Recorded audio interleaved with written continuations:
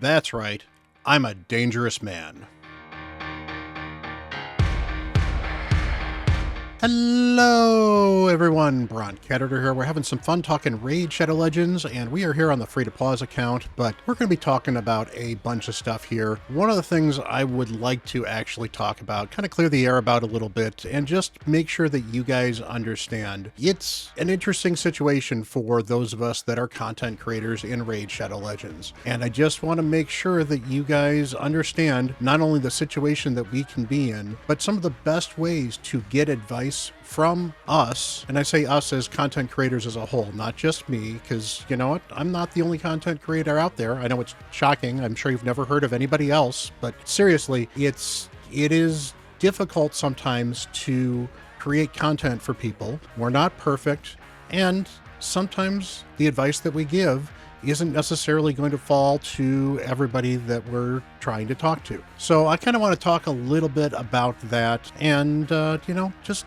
go over some of the best ways that you can make the most out of some of the advice that content creators like myself, like Ash, like Scratch, like Papa Drock, like, anybody. There are plenty of great content creators out there. I couldn't possibly just name them all without excluding a couple great ones. But this is some of the best ways to get the best advice from us.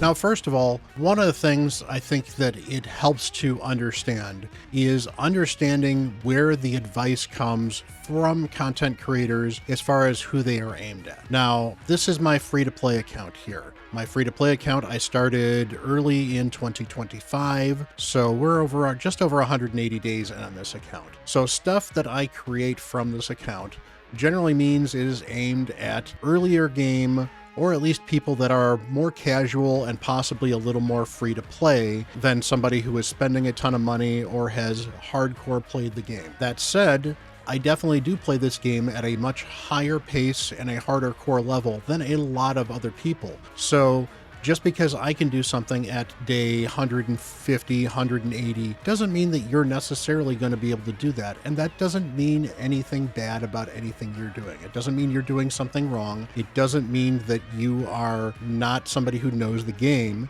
It just means that you haven't had a chance to put Raid as a forefront priority for you. And that's fine. I'm a content creator. It's part of my job. It's part of the things I have chosen for building this channel, is to put this at the forefront, make this a important hobby for me, and then share some of that stuff with you guys. But that also means, for example, if I do a guide on my main account I've been playing for 4.5 years at this point now. It's a very mature account. It's an account that I have spent money on. And advice on that account sometimes will be very different for advice that I might give on my free-to-play. The stats are certainly going to be different because I've got much better gear and I've got a history of having better gear because I've been able to farm and curate and farm and curate and farm and curate and whittle down the bad stuff to where there are stuff that I know that I sell on my main account that on my free-to-play, I would be like, why am I not putting that on somebody? But on my main account, it doesn't go on anybody because it's no longer good enough to be used on that account. And that's one of the things that I think that it really does help to understand. Keep in mind the content creator you're dealing with, the advice that they are giving, and who they are talking to when they are giving some of this advice.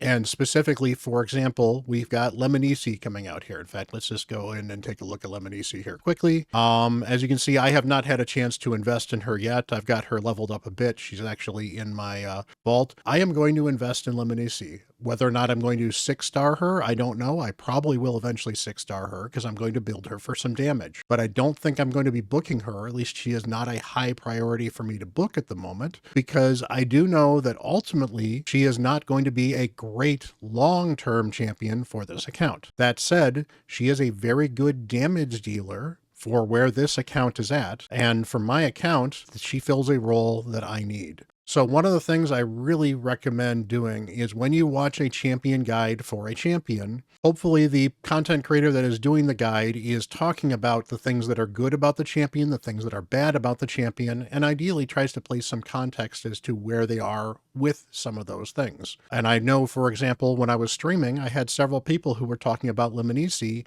and saying that she's absolute trash and not worth investing in at all. And meanwhile, having seen several different content creators tester, I have not come to that same conclusion. What I've come to is that she is a viable, okay damage dealer. She is not a top tier damage dealer. She's not a top 20 damage dealer, but she's one of the better damage dealers in the Sylvan Watchers at the moment, unless you have certain other champions. And to be fair, one of them is an epic in Dathi. But if you don't have a Dathi, well, you probably need some help with damage on the Sylvan Watchers. Allele is one of the few other folks that does direct damage really well in the Sylvan Watchers. They're missing a lot of damage dealers. So Lemonici, being a damage dealer in the Sylvan Watchers, should be helpful for anyone that needs damage. And sometimes you need to invest in a champion that's not necessarily the greatest because they fill the role that you need on your account. And that's where it really does pay to pay attention to where you are in relation to the content creator. And this is not me saying any content creator that has not done this is bad. Some people, you know, your Scratches and your Papa Drox, they aim for high-end late game content because that's where their accounts are and that's what they know best. That doesn't mean they are giving a early game player bad advice when they say this champion is not worth investing in. They're coming at it from a experience of a high-end investment player trying to figure out whether or not this champion will improve an account that is years and years old. On the other hand, my free-to-play here, well, I'm finding great use out of Ishiyama. Ishiyama hits pretty hard for this account. He's only level 50. Once I 6-star him, he will be great. But I didn't have damage in Shadowkin. So there are plenty of better damage dealers in Shadowkin than Ishiyama, but I have 0 of them. So it makes sense to invest in some way in this particular champion. Now, this is something that as a content creator, I know I need to be aware of as well, but it's something I think that is a good warning for people that like to look at YouTube creators and look for teams and just kind of lift them. Speeds matter, gear matters, builds matter, masteries matter, and all of these combined mean teams will work well or they won't work well. Just for example, in my Fire Knight team, I've got this preset. I've got the preset set up, so I've got specific things happening in round 3. I've got some stuff happening in round 2 to make sure that certain things happen in round 3. We generally, you know, it works just fine. And I know how to program this team, and I try to show those whenever I can. Some of these stats are important as well. They need to be certain speeds. Some of these stats need to be particular important. On some teams, the speed teams are tight enough that they need not only specific speeds, but specific champions need to be the specific speeds in the order of which they are. And in some teams, it even matters what the team order is, because that can have an influence on everything as well. So maybe Tagore wouldn't be in the lead of a team that I need to have Coldheart as the number 1 for some reason. So don't just look for a team to copy and say, hey, why isn't this team working when I'm running it as a, on my account when I saw some content creator working on this team. There are plenty of reasons why the team may not work, even if you copied the team exactly. Maybe your champions aren't booked. Maybe the speed tune you have isn't proper. Sometimes you could be too fast for a speed tune. Sometimes you can be too slow for a speed tune. It really can depend on how picky the team is, and on top of that, how powerful a team is. But at the same time, as a content creator, it is my responsibility to try to convey that to you as best as possible. So you, as a viewer, certainly should be careful of just any random team on the internet, because it may actually not work for you for a number of reasons, some of which may be not your fault. But it also helps if us as content creators are very clear about the gear requirements, the stat requirements, when they're important. Sometimes they're not. Sometimes the stat requirements are not as important. In particular, this team here, yes, they're fast, but the team is not a speed tune team. This is not necessarily a guide on the best way to do Fire Knight. This just happens to be a team that I managed to make work on Fire Knight 25. Honestly, I think I had this team working shortly after I got Geomancer, and on top of that, I think I got Coldheart shortly afterwards too. So I've had this working, honestly, for about 140 or 150 days on this account. It has gotten better as I've been able to push my gear a little bit better and speed up the champions. But in this particular case, the account worked back when I could run it under 6 or 7 minutes. Doesn't mean it was a great team back then. Now it's actually a fairly good team. It runs in 3 minutes, give or take. It doesn't fail. I don't have to really worry about the boss. And generally I can farm in, not 1 to 2 minutes, but 3 to 5 minutes, I can get the farm run done 100% of the time, which makes it a great team. What I find more important, and one of the things I like to deal with, is I prefer to talk about the concepts of the team as well. So one of the things that I will do in some of my guides is I will talk about general concepts of what you are looking for against a specific opponent, a specific boss. The reason I choose to do that is because I'm hoping to teach you not just, hey, look at this team, this is why it works. I'm looking to show you what is the concept behind this team. Because if you then slowly but surely understand the concept of the team, for example, this team, for the most part, the concept of this team is to get through the shield. Once the shield is down, we then try to control the turn meter as much as possible so that the boss doesn't actually get a turn. You know, like right there, he got a turn. That happens. It was not as fast as I like. And we eventually get through the shield. We control the turn meter. He doesn't get another turn, or he gets very few more turns, and we manage to get through and whittle down the boss as quickly as possible, while hopefully keeping ourselves healthy enough that we can take a shot if we lose control and the boss gets a chance to take a turn. So now we've got mostly control of this. There's a good chance the boss may take one more turn, but otherwise, this is under control. And once Coldheart does her Heartseeker, which she should do right there, and hey, look at that. We're in good shape. Boss will get down to maybe half to maybe a third health, and then eventually we'll have to do this one more time. Maybe we won't, just because we might get some lucky resets. Otherwise, that's the name of this particular team. Now, there are better ways to deal with it. I wish I had increased speed on this, for example. And in fact, once I get Scylla the Drake built a little bit better, she will be going in for Tagore, because I think she will actually add more stability to this team and actually speed it up than versus Tagore, who, while he brings an awful lot of useful stuff, doesn't bring a decreased speed against the boss and doesn't bring additional turn meter control that Syl does. So, you know, stuff like that can help you understand what the Fire Knight does, which means you can eventually build your own teams with champions that may be none of these champions here. If you understand the key components and what you're looking for, you can build these on your own, which is my goal. My goal is to empower you to be able to do some of this stuff on your own, which, you know, maybe that is not a great idea, because that means you won't need to watch my videos, but the idea is to help you and empower you to have more fun in Raid Shadow Legends, or at least that's my goal. And honestly, for a lot of content creators out there, that's their goal as well. They want to teach you about a team, they want to teach you about the game, and they do certainly, you know, enjoy being some of the first people to come up with teams like this. But at the same time, you know, they're looking for views, they're looking for, you know, the ability to teach people something, and they're looking for the ability to show off something cool that they came up with as well. Looking to start a brand new account in 2025 with Raid? Use my link down below, set up a new account with a brand new email, and you can start off with Elenarl, a wonderful legendary that can do all kinds of fun stuff for you. And at level 15, you'll also get a Tagore, a wonderful support reviver who has been a big carry for me on my accounts. You also use the code Demon Slayer to get Tholan as well, and to get Lemonisi at the moment, because Lemonisi is currently the free login champion. Start yourself off with 3 great legendaries and a wonderful epic, and enjoy starting a brand new raid journey in 2025.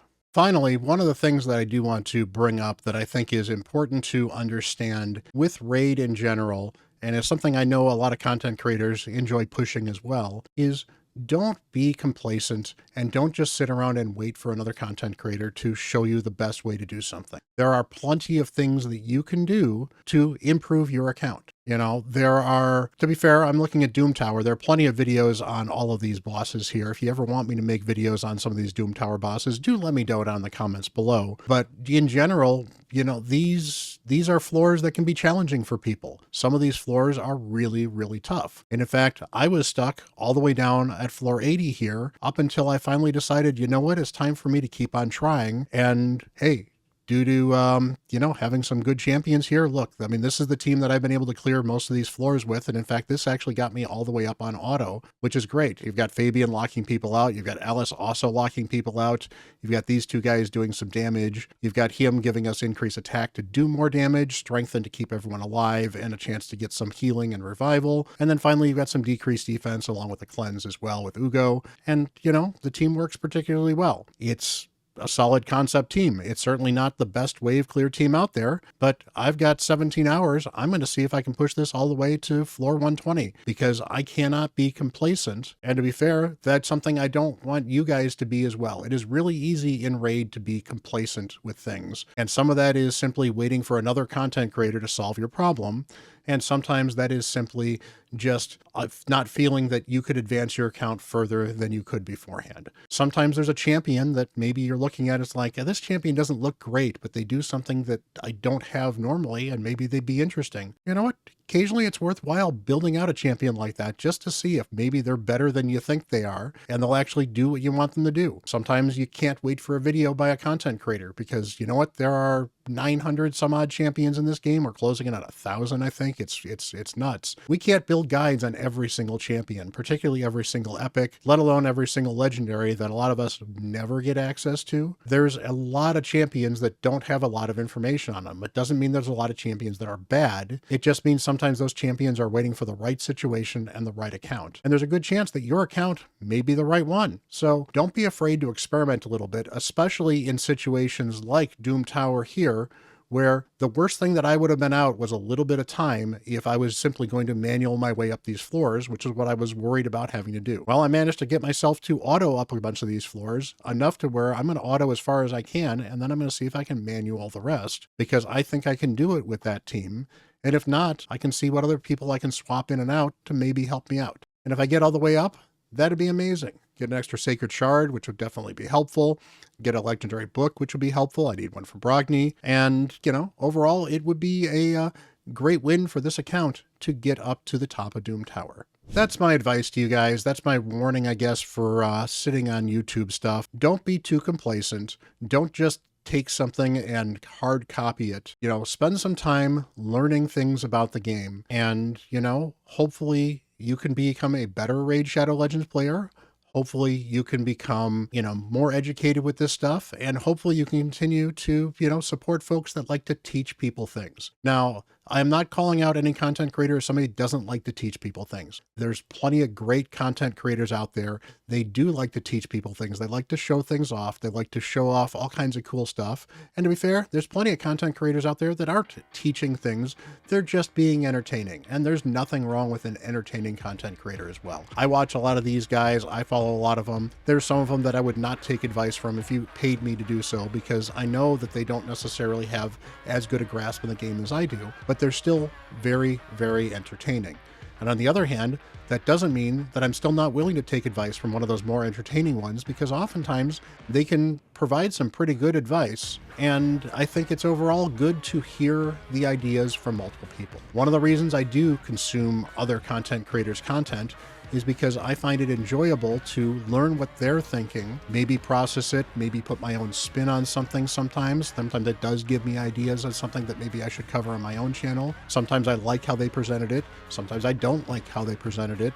And sometimes I disagree with them. And there's nothing wrong with getting disagreements. There is no one right way to play Raid Shadow Legends. And that's the important part about this all. So hopefully you found this, you know, educational and entertaining. Again, I am not telling you to not follow or to follow anybody in particular other than me. Hit that like button, hit that subscribe button. I really do appreciate you guys. Honestly, the Raid content community is a wonderful community. All the content creators are great. I've worked with a number of them. There's plenty of that I would still love to work with. And, you know, I'm going to keep on trying to work with as many of them as I can, because I appreciate their feedback, their take on things. And honestly, I appreciate getting fresh eyes on problems that I'm looking at, because it is really easy to get complacent with something and say, hey, I have solved this particular issue. I know I haven't solved the next issue. I'm not going to try. And that's something that has been, you know, to be fair, difficult with the free-to-play, where it has been very easy to get complacent waiting on new champions, when in many cases,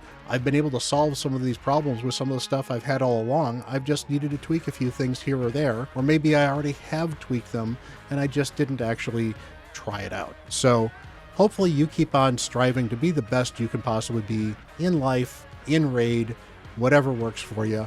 And again, enjoy all these wonderful content creators. Have fun playing Raid Shadow Legends. Have a wonderful day. And until the next video, I am Bront CatHerder.